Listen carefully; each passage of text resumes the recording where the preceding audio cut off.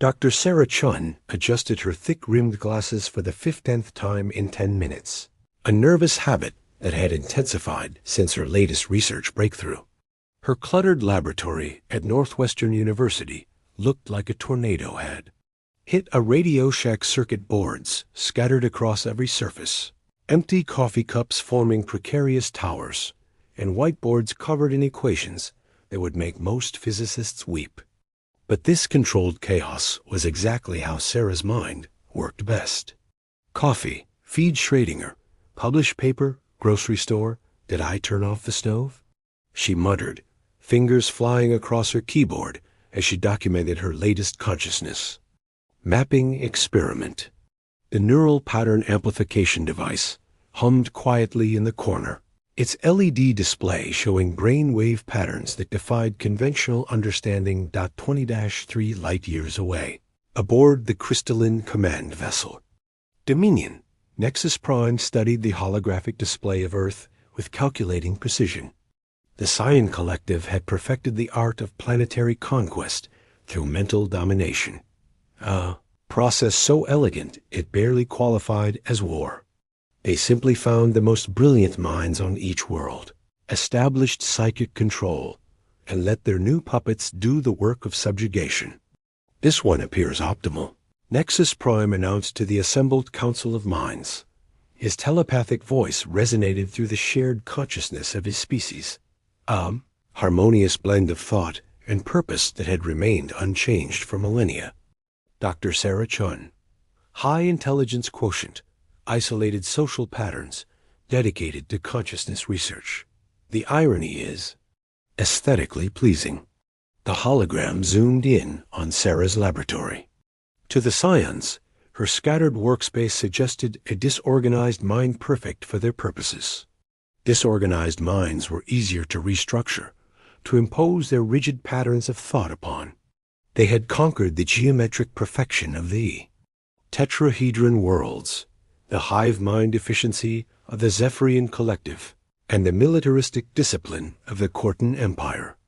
All had fallen to their superior mental architecture, but the Scions had never encountered a mind shaped by neurodivergence. Sarah paused in her typing, suddenly feeling a strange tingling sensation behind her eyes. Probably just eye strain. She mungled, though part of her, the part that had spent years studying consciousness, recognized something unusual about the sensation. It felt almost like ... presence. Beginning psychic infiltration, Nexus Prime announced, his mental probe extending across the vast distance of space. The Scion Collective had evolved beyond physical limitations, their consciousness capable of traversing the galaxy instantaneously. He prepared to encounter the familiar pattern of human thought linear, predictable, easily redirected.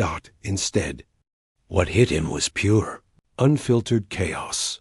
Sarah's mind exploded into Nexus Prime's consciousness like a supernova of scattered thoughts. Where he expected to find orderly streams of logic, he discovered a raging torrent of simultaneous mental processes. Her brain was processing quantum field equations, wondering if she had enough milk for breakfast, composing a strongly worded email to her department head, analyzing the potential implications of alien contact, and somehow managing to have "don't stop believing" playing on repeat in the background. What Nexus Prime began, his mental voice fracturing as Sarah's anxiety immediately latched onto his confusion. Oh no, did I just think "what" really loudly? Sarah's thoughts blazed through. Their connection. Is someone there? This is exactly like that paper I read about quantum consciousness bridging, except that was theoretical. But what if it's not theoretical? What if there really is someone there? And what if they're judging my laboratory organization skills because, honestly, this place is a disaster, but I know where everything is, which is what matters. Except I can't find my good pen, the blue one with the perfect grip. And why am I thinking about pens when there might be aliens? The connection that should have taken nanoseconds to establish stretched into long, agonizing moments as Nexus Prime found himself swept along in Sarah's mental avalanche. Her thoughts didn't flow, they ricocheted, bounced, spiraled, and somehow managed to arrive at 17 different conclusions simultaneously, while never quite finishing any of them.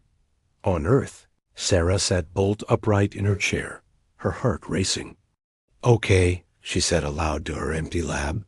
"Either I'm having a breakthrough moment or a breakdown moment. And honestly, with my research, those are basically the same thing." Asterisk Nexus Prime attempted to reassert control, drawing upon techniques that had subjugated dozens of worlds.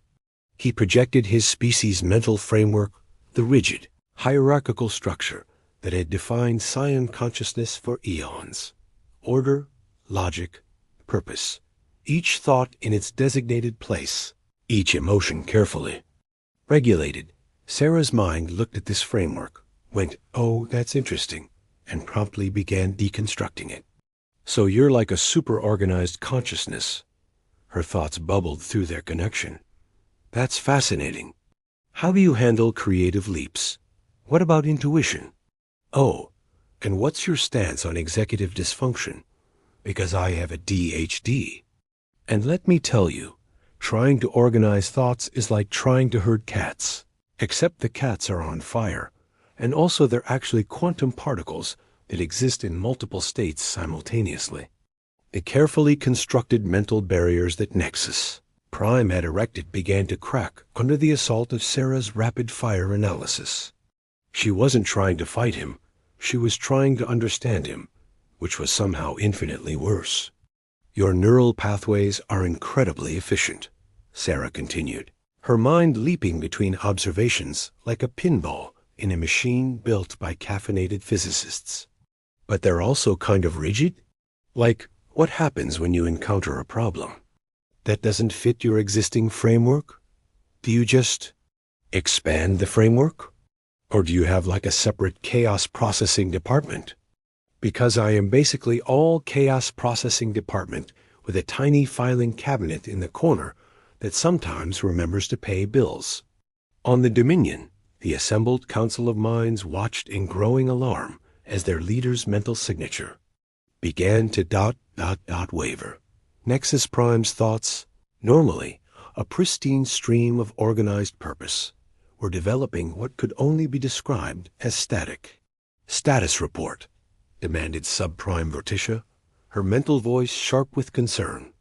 "The subject is unusual," Nexus Prime replied, struggling to maintain his composure as Sarah's mind gleefully bounced between questioning the philosophical implications of telepathic contact and wondering if she should order Thai food for dinner. Her thought patterns are not following standard parameters. "Perhaps you need to apply more pressure," suggested Prime Axiom, the Council's military specialist. "Overwhelm her cognitive defenses." This was a mistake. Sarah had spent her entire life managing a brain that operated at maximum chaos. Adding more stimuli didn't shut her down, it energized her. The moment Nexus Prime increased his mental presence, Sarah's mind kicked into hyperfocus mode. "Oh my God, you're actually aliens." Her thoughts exploded through their connection, like fireworks in a thunderstorm. "This is incredible. I have so many questions. Are you energy beings? Are you from this dimension? How does faster-than-light consciousness work? Is it quantum entanglement? Are you using quantum foam as a medium? Do you have emotions? What's your mathematical framework? Are you singular or plural? Do you have art? What about music? Oh, do you want to hear about my research? Because I've been working on consciousness mapping, and this is literally the most relevant thing ever." The barrage of curiosity hit Nexus Prime like a tsunami. His species had evolved beyond such chaotic inquiry, their questions predetermined by logical necessity. But Sarah's mind was a perpetual question mark, each answer spawning 17 new questions in an endless cascade of intellectual curiosity. And then, without warning, Sarah's depression kicked in. Wait, her thoughts suddenly darkened, taking on a weight that the Scions had never encountered. "You're probably way more advanced than me." I'm just some disorganized human with a messy lab and a tendency to forget to eat lunch. You probably think I'm pathetic. I can't even maintain a consistent sleep schedule. How am I supposed to have a meaningful conversation with an alien intelligence? You're probably disappointed. I'm definitely disappointing. I should probably just shut up and let you do whatever you came here to do.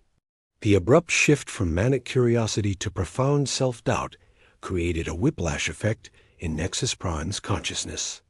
His species had never encountered a mind that questioned its own worth, that found fault with its very existence. The concept was so alien to their rigid self-assurance that it created a feedback loop of confusion. I don't understand, Nexus. Prime managed to project. You possess significant intellectual capacity. Why do you diminish yourself? And that simple question opened a floodgate that would change everything. Asterisk. Sarah's response to Nexus Prime's bewildered question was like watching a dam burst in slow motion. Her mind, recognizing genuine curiosity about her mental state, launched into what could only be described as an impromptu lecture on neurodivergent psychology. Oh, that's just depression, she explains cheerfully, her mood swinging back to analytical excitement. It's this thing where your brain chemistry is basically a roulette wheel of serotonin and dopamine, except the wheel is rigged against you. So even when you accomplish something amazing like, say, making contact with an alien consciousness, your brain goes, yeah, but you're still fundamentally flawed as a human being. Nexus Prime's mental framework, built on millennia of absolute certainty, encountered its first existential crisis. But if you are aware of this cognitive distortion, why do you not simply ... correct it? Sarah's delighted laughter echoed through their connection. Oh, honey, if it were that easy, I would have fixed it years ago. It's not a logic problem, it's a brain chemistry problem. Like, imagine if your perfect organizational system randomly decided that everything important was actually garbage and everything garbage was critically important. Except you can't debug it because the debugger is also broken. The comparison hit Nexus Prime like a physical blow. His species' greatest strength, their absolute mental organization, suddenly seemed fragile, vulnerable to the possibility that consciousness itself might be fundamentally unreliable. Meanwhile, on the Dominion, a council of minds was experiencing their own crisis. Their telepathic link to Nexus Prime was broadcasting fragments of Sarah's chaotic thought patterns, and the infection was spreading. I find myself ... questioning the necessity of our current mission parameters, Subprime Vorticia announced, her mental voice carrying an unfamiliar note of uncertainty. What if this human's disorder is not a weakness, but a different form of processing? Irrelevant, Prime Axiom responded, but his thoughts carried a hesitation that had never been there before. Our methods are proven. We have conquered. But why do we conquer? Interrupted Prime Synthesis, the Council's philosopher. I have never questioned this before, but the human's mind suggests that questioning itself has value. Back on Earth, Sarah was warming to her subject, completely oblivious to the chaos she was causing across the galaxy. And that's just the depression. You haven't even experienced the ADHD yet. That's the fun one. Watch this, she deliberately shifted her focus to her current research project, and Nexus Prime found himself caught in a hyper-focused tornado. Sarah's mind, when properly motivated, could process information at speeds that rivaled quantum computers, but it did so in ways that defied all logical organization. So consciousness is probably a quantum field effect, she began, her thoughts racing through calculations at light speed, which means telepathic communication should be possible through quantum entanglement. But the bandwidth limitations suggest you're using some kind of amplification system, probably biological, which means you evolved this ability, which means there's evolutionary pressure for telepathic species, which means either cooperation or domination. And given that you're in my head without permission, I'm guessing domination, which is actually really interesting from an evolutionary psychology perspective, because it suggests, stop, Nexus Prime projected, his mental voice fracturing under the strain. Please. I cannot process this speed of thought.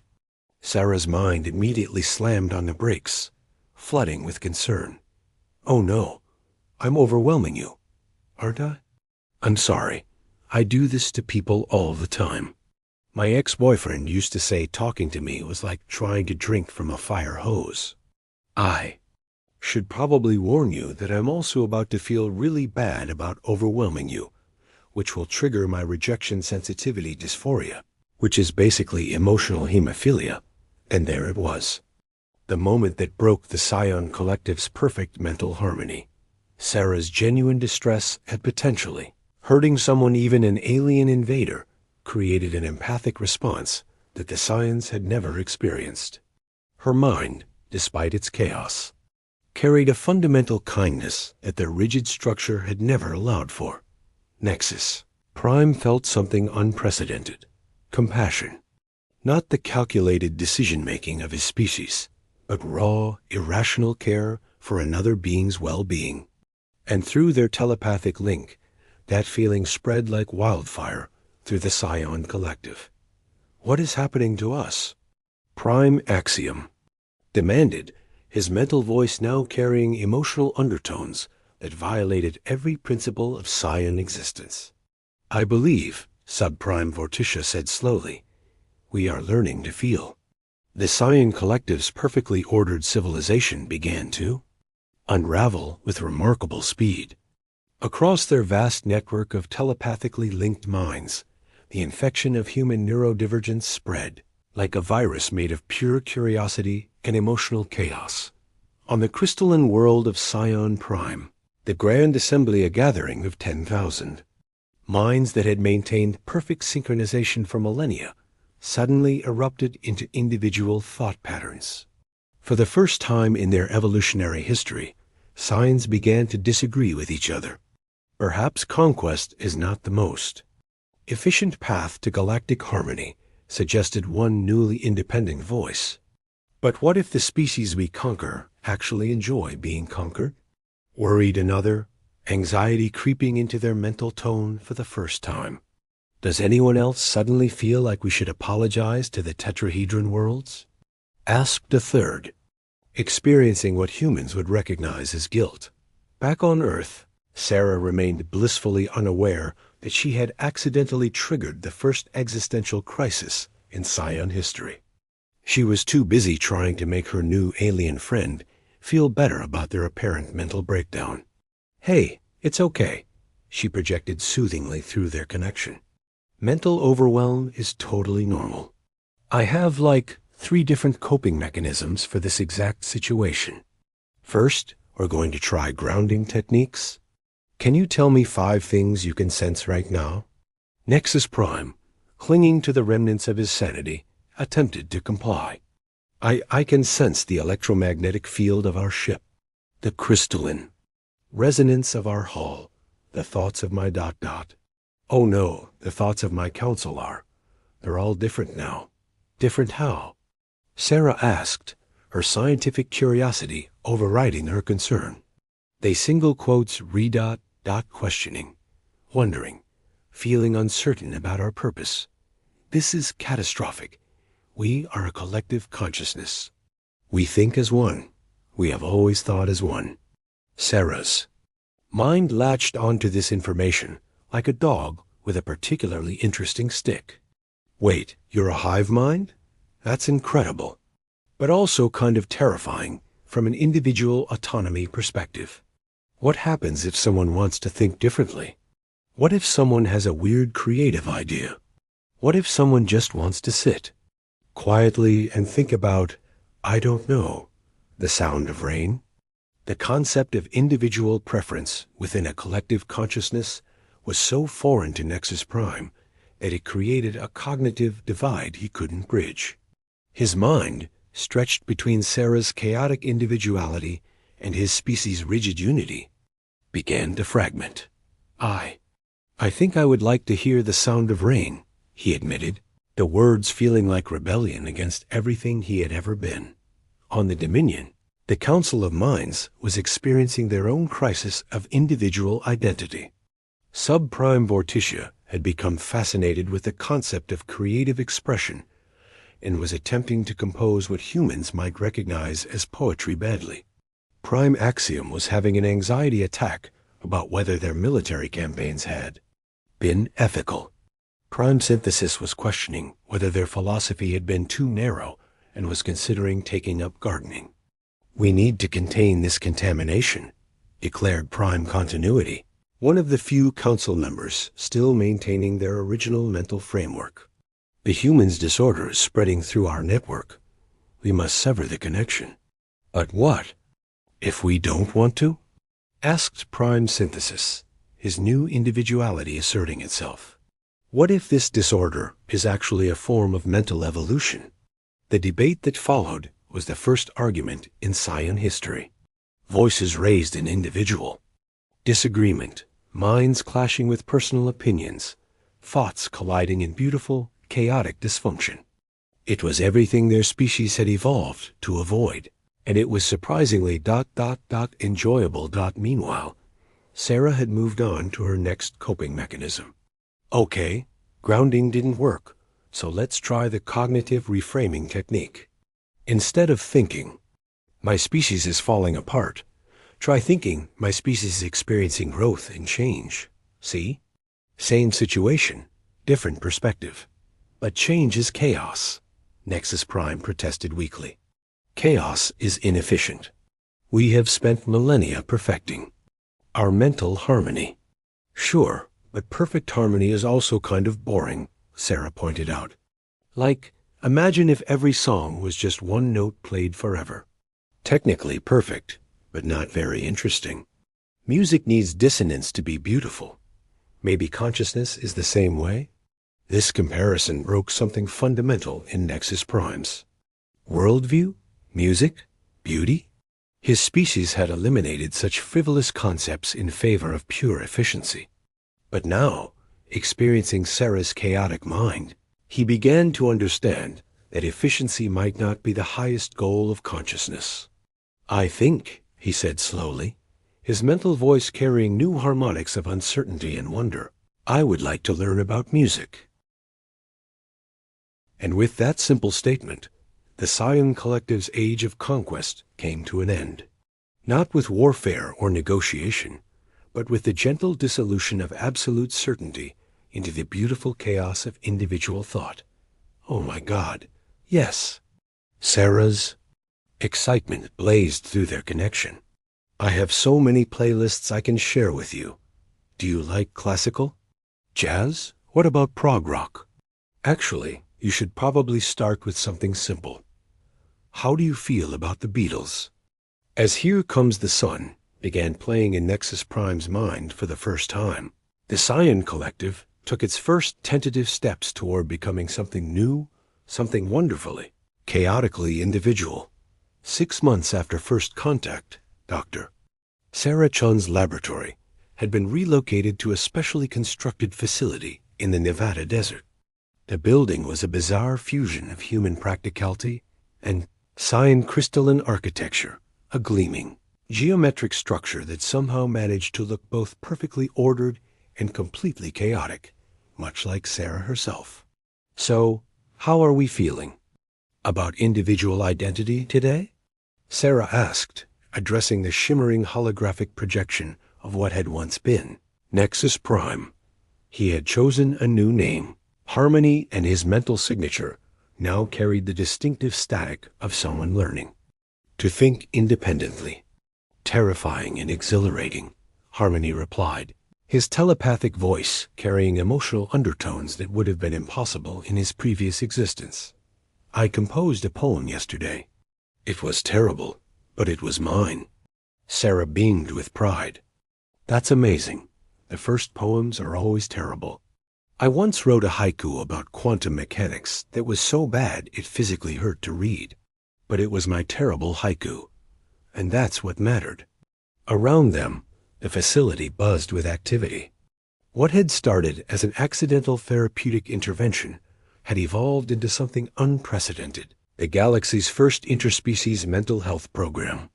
The Scion Collective, once a unified force of conquest, had dissolved into thousands of individual minds, each experiencing the joy and terror of personal thought for the first time.